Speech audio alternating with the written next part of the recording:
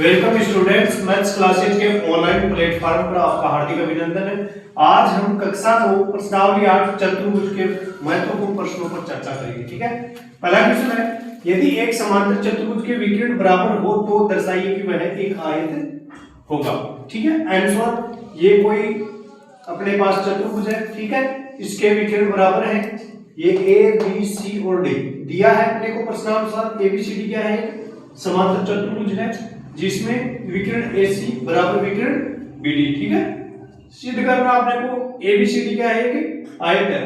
ठीक, उत्पत्ति देखो, त्रिभुज ABC। ठीक है, त्रिभुज ABC नीचे वाला और ये त्रिभुज ABD एक ऊपर वाला। ठीक है, तो दोनों में देखो AB बराबर AB क्या है? उभयनिष्ठ भुजा है, और AC बराबर BD है, ये अपने को दिया है। ठीक है, BC बराबर AD है, ये BC बराबर AD, ये दोनों समूह भुजा है। ठीक है, तो 1 2 और 3 भुजा बराबर हो तो SSS नियम से, ठीक है, श्रृंग समता के SSS नियम से, ठीक है, त्रिभुज ABC श्रृंग सम हो जाएगा त्रिभुज ABD। ठीक है, और श्रृंग सम त्रिभुजों के समूह कोण बराबर होते हैं, तो कोण DAB, ठीक है, और बराबर कोण CBA। ठीक, इसको दे दो इक्वेशन फर्स्ट, तथा कोण DAB प्लस कोण CBA बराबर कितना हो जाएगा?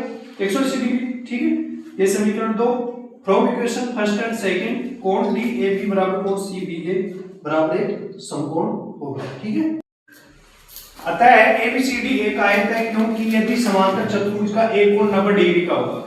ठीक है, किसी भी समांतर चतुर्भुज का एक कोण 90 डिग्री का होगा तो वह क्या होता है?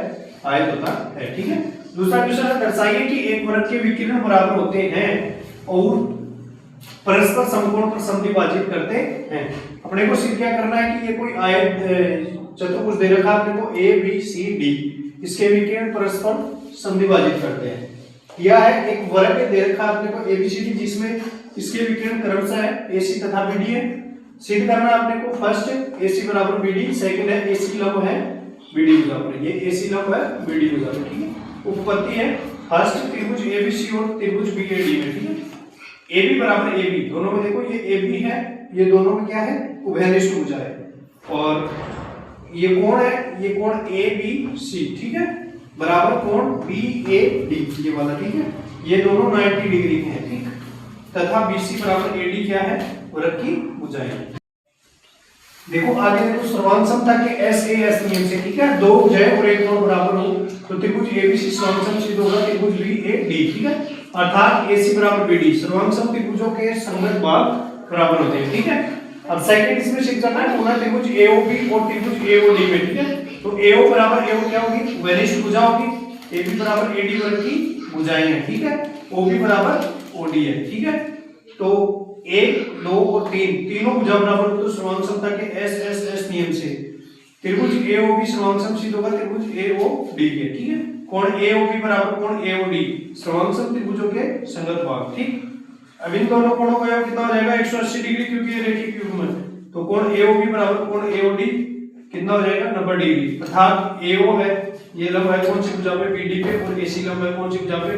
BD पे। ये अपने को सिद्ध करना है। ठीक है, अगला तीसरा क्वेश्चन, ABCD एक चतुर्भुज है जिसमें PQR और S क्रमशः भुजाओं AB और BC और CD और DA के मध्य बिंदु है। ठीक है, AC उसका एक विकर्ण है। दर्शाना अपने को ये जो SR है, ये SR ये समांतर है किसके? AC के। ठीक है, इस AC के, और SR बराबर 1/2 AC इसका हाफ है।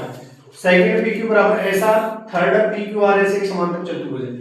देखो इसका आंसर होगा, पहले लेंगे अपन त्रिभुज AB और C। ठीक है, त्रिभुज ABC में बिंदु P है वो AB का मध्य बिंदु है।